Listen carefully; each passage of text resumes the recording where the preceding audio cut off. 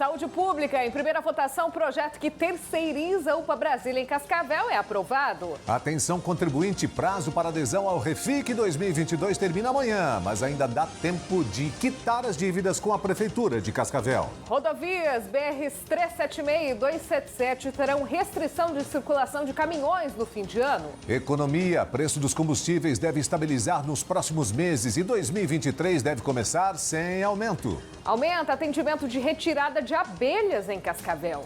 O Jornal Tarobá está no ar.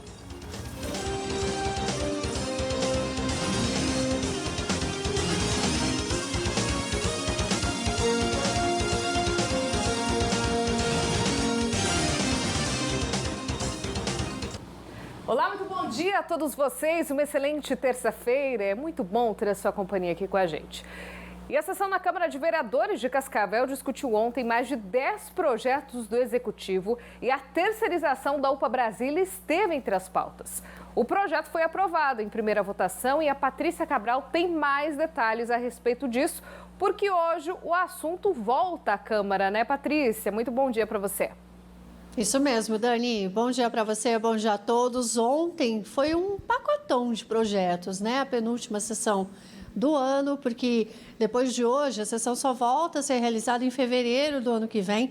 Então teve esse pacotaço, né? Foram 11 projetos, incluindo essa terceirização, o projeto de votação para a terceirização da UPA Brasília, que passaria a funcionar sob responsabilidade de uma empresa terceirizada, hoje como acontece com a Tancredo, a UPA Tancredo, que é administrada, que é de responsabilidade aí do Consamu. A questão é que o fato de terceirizar a UPA para a Secretaria de Saúde é vista como uma solução, ou pelo menos para minimizar a situação de falta de profissionais, entre outros casos, entre outras situações. Já a Comissão de Saúde da Câmara de Vereadores é contra. Ontem, a votação teve 13 votos a favor pela terceirização e 7 votos contra. E hoje, como você disse, ela volta para a Câmara para a segunda votação a partir das 14h. Um dos votos contra a essa terceirização foi do vereador Edson Souza, que é também presidente da Comissão de Saúde da Casa, e a gente conversou com ele hoje no período da manhã e ele explicou o porquê dessa posição contrária em relação a essa possível situação de terceirizar o atendimento lá na UPA Brasília. Veja só o que ele diz. A gente compreende que isso é precarização do serviço em saúde, isso vai prejudicar. O que acontece quando você coloca uma empresa para fazer a gestão de saúde pública? Ela vai visar o lucro. Então, o que vai começar a acontecer? Vai diminuir o número de exames pedidos pelos médicos, vai se contratar médicos sem experiências, que você vai pagar um valor mais baixo, você vai contratar menos funcionários, por consequência, vai ter um atendimento pior à população, além de você mexer com a vida das 229 pessoas que trabalham naquela UPA. Hoje, a UPA do Brasília é uma das que a gente recebe menos reclamação. A UPA terceirizada, que é a da Tancredo Neves, é uma das que a gente recebe mais reclamação. Então, a gente não vê sentido nessa lógica. Deveria ser feito o inverso, pegar a UPA da Tancredo e retornar para a administração do poder público. Se passar, se for aprovado em segunda votação, qual o próximo passo? São alguns passos. O primeiro passo eles apresentaram no Conselho de Saúde e o Conselho também rejeitou essa proposta. Então, tem que aprovar no Conselho de Saúde. Depois disso, tem que fazer um projeto próprio e daí esse projeto vir também novamente para a Câmara de Vereadores. O que nós estamos fazendo agora é a reserva de 13 milhões para que seja feita essa terceirização e meu voto é contrário. Pois é, além do voto contrário, né, do Edson Souza, votaram ainda também contra a vereadora Beth Leal, policial Madril, professora Lilian, Santelo, Josias de Souza, de Tiago Almeida, além, claro, do Edson Souza, como nós vimos aí, que é o presidente da Comissão de Saúde. Ontem tiveram várias manifestações, inclusive no plenário mesmo, enquanto esse projeto estava sendo discutido, várias pessoas se mostraram aí contrárias também a essa terceirização, essa possível terceirização do atendimento, né, da administração aí da UPA Brasília. Nós, claro, vamos acompanhar a sessão hoje, vamos trazer para vocês todas as informações, tanto no Jornal Tarobá segunda edição, quanto também na nossa programação, para saber aí o que vai acontecer, né? A gente viu que o valor destinado de 13 milhões é um valor que deve ser aplicado aí no Opa Brasília em 2023. Mais informações também no nosso portal Tarobá News. Volto com você, Dani. Tá certo, Patrícia. Muito obrigada pela sua participação. É um assunto polêmico, com certeza. A Câmara de Vereadores estará lotada hoje à tarde para essa discussão. E atenção, contribuintes, o prazo para o Refic 2022 em Cascavel termina amanhã. E se você ainda não fez a renegociação, ainda dá tempo. Setor de finanças na Prefeitura de Cascavel, movimentado. O prazo para o Refic está acabando, mas deu tempo do Geraldo, com documentos em mãos, aderir à negociação. Que a gente também está trabalhando, né? Daí durante a semana não tem condição, daí agora a gente pegou férias coletivas, aí um período de 14, 15 dias, daí eu falei, vou aproveitar para colocar a casa em ordem, né? O Jorge também aproveitou o penúltimo dia para regularizar a situação. Fica mais fácil, as parcelas são bem bacanas, daí fica facinho pagar. Não é que porque a gente não tem muito tempo de vir, né? De hoje eu tenho que ir, agora tem que ir, né? O Refic, Programa de Recuperação Fiscal, prevê descontos de juros e multas sobre os impostos devidos. Eles podem ser pagos parcelados ou então à vista, com descontos que podem chegar a 90%. Grande oportunidade de renegociação dessas dívidas, lembrando que essas dívidas são até 31 de dezembro de 2021. Então a oportunidade é agora, nós temos nessa quarta-feira o último prazo, né? Não deixe, digamos assim, passar essa oportunidade, é uma grande oportunidade, boa para as negociações. Quem tem dívidas com o município pode ter até 90% de desconto de juros e multas para o pagamento à vista. Quem não consegue pagar à vista pode fazer em 12 vezes, aí consegue abonar 30% de juros e multa. E quem não consegue ainda pagar em 12 vezes pode pagar em até 24 vezes. Olha o prazo que tem para pagamento. Só que daí, lógico, sem o abono de juros e multa. A negociação é pela internet, mas quem não tiver acesso ao computador pode procurar a Cefim, que fica no andar térreo da Prefeitura de Cascavel. Nós temos duas formas de negociação. Você pode ir pessoalmente na prefeitura, destacando que nós temos uma estrutura toda montada, um pessoal todo preparado para recebê-los, então podem ir pessoalmente. Agora, quem prefere fazer online, pode fazer pelo site cascavel.atende.net. Os descontos são os mesmos, porque a prefeitura trabalha dentro da legislação, dentro dessas regras. Então, a negociação é a mesma. Apesar que a gente tem visto o seguinte, mais de 85% das pessoas têm ido pessoalmente na prefeitura para essa negociação.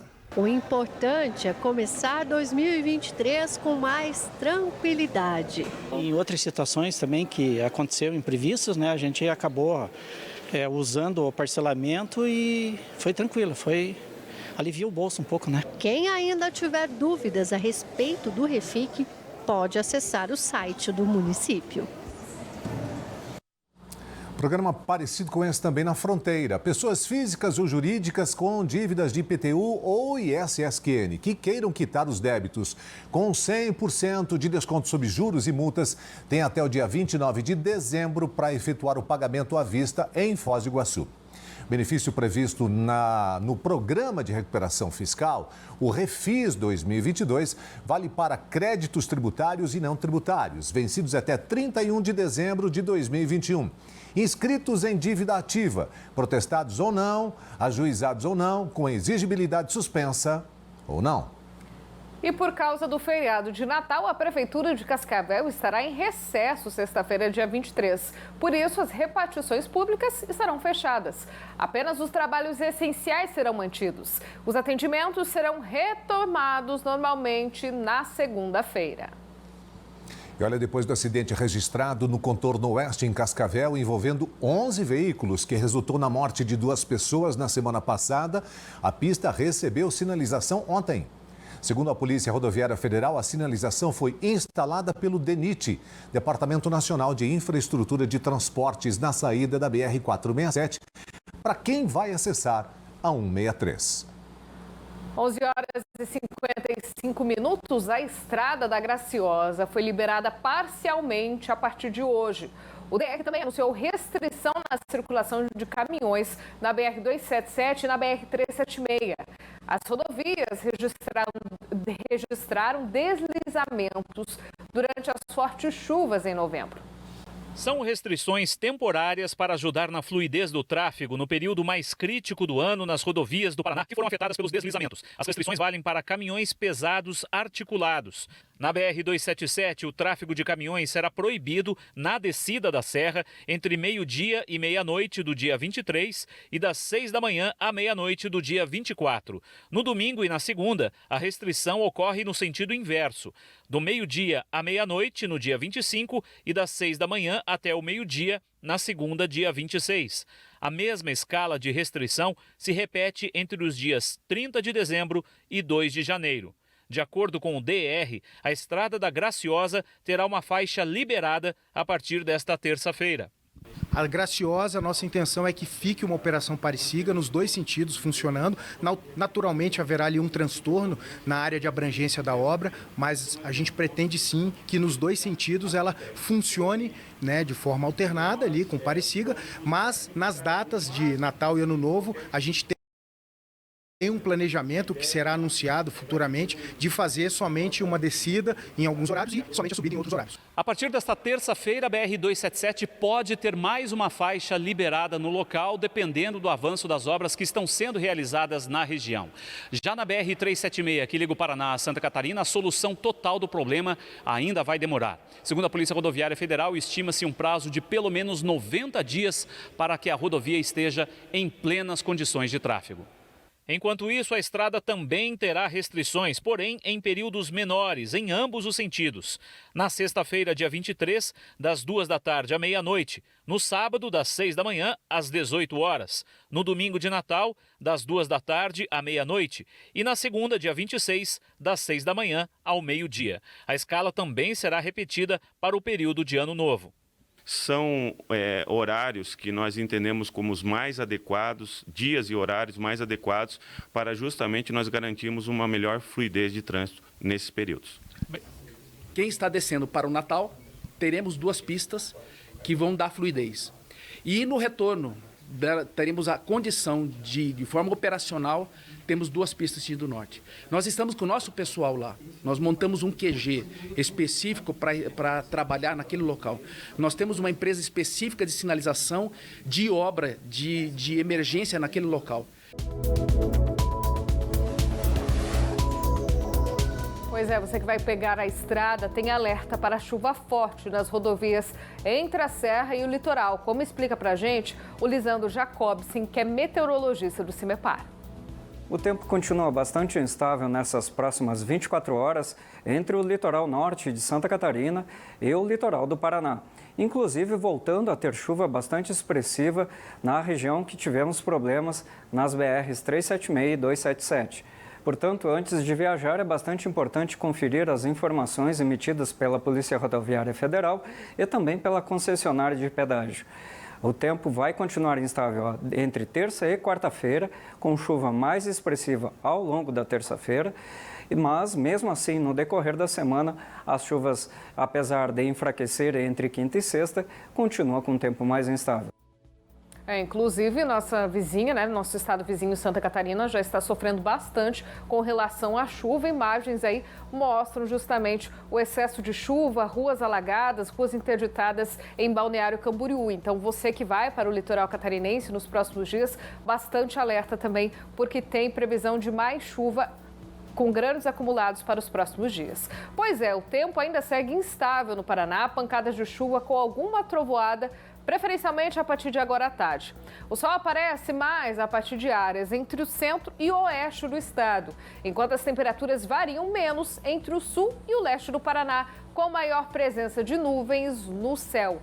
E vamos às temperaturas, seguimos com temperaturas altas aqui no nosso estado. Cascavel, a máxima prevista de 26 graus, segundo o CIMEPAR, não temos condições de chuva para hoje. Foz do Iguaçu, máxima de 30, Missal, máxima de 29, Cafelândia, máxima de 28 graus, Francisco Beltrão, máxima de 25, Umuarama, máxima de 29 graus para essa terça-feira. E olha só esse dado, hein? A Defesa Civil realizou ontem 28 atendimentos de retirada de abelhas em Cascavel. Fernando Lopes, ao vivo, traz mais informações para a gente. Fernando, trabalho bastante solicitado aqui na cidade, né? Boa tarde. É isso mesmo, Dani, um número que impressiona, né? Chama a atenção, 28 registros aí para atendimento de retirada de abelhas aqui em Cascavel somente num dia. Eu vou conversar ao vivo com o Márcio Ribeiro, que é coordenador da Defesa Civil. Ele já estava me explicando que neste ano, como choveu bastante, né, Márcio? Um clima favorável aí para as abelhas, para o crescimento, multiplicação dos enxames. E é isso, então, uma das respostas para esse número alto de atendimentos. Bom dia. Bom dia. São duas respostas que a gente dá à população. Primeiramente, nos últimos 3 anos, o Paraná viveu uma estiagem prolongada. Isso afeta a flora. No ano de 2022, choveu mais do que o esperado, o normal. Isso é bom para a flora. Então, as abelhas têm mais alimento, se multiplicam, crescem e dividem os enxames. E a segunda razão desse aumento significativo é o trabalho que vocês, imprensa, fazem, porque vocês informam a população e hoje a população sabe aonde ligar. Então, quando chega um enxame, eles procuram a Defesa Civil e aí nós vamos catalogar, registrar esses dados e apresentar para vocês. E esses dados mostram a importância desse trabalho que começou lá em 2019. No ano passado foram mais ou menos 750 atendimentos e neste ano já passaram de 1.000, né, Márcio? Até o momento nós contabilizamos 1.013 ocorrências. Esse trabalho tem aumentado, as abelhas vêm para a cidade e as pessoas sabem onde procurar. Importante que de mais de 2.300 ocorrências registradas desde o início, as únicas ocorrências que nós tivemos em que as abelhas atacaram animais e pessoas foram por uso inadequado na retirada delas. Então, as abelhas, embora tenham perigo por conta do ferrão, elas não são agressivas, elas querem apenas se alimentarem e se protegerem. Mas algumas pessoas agem de maneira errada, jogando veneno, ateando fogo, então irritam as abelhas e aí elas vão se defender realizando a picada. Nesse fim de ano, a Defesa Civil estará atenta, atendendo para quem precisar. Vamos estar de plantão o tempo todo, né? As pessoas podem estar ligando no 3902-1731. Depois das 17h30, ao ligar nesse número, cai na central de monitoramento do município e lá eles têm uma escala do agente de plantão e passam. Ou, às vezes, o Cobom também passa para nós, porque é muito comum as pessoas ligarem para os bombeiros. Obrigado pela entrevista, pelas explicações, Márcio. Só reforçando, então, pessoal, a Defesa Civil, então, está com esse trabalho desde 2019. É uma equipe especializada, tem um apicultor com 3 auxiliares que sabem mexer, manusear com abelhas. Então, a orientação é: começou a formar uma cachopa na sua propriedade, chame a Defesa Civil. Você que mora nos distritos também. Só vou reforçar o número aqui, Dani. Então, 45, né, o DDD, 3902-1731. Volto contigo. Tá certo, Fernando. Muito obrigada pela sua participação. Importante aí você já acionar a Defesa Civil, porque são pessoas capacitadas para fazer essa retirada de abelhas com segurança.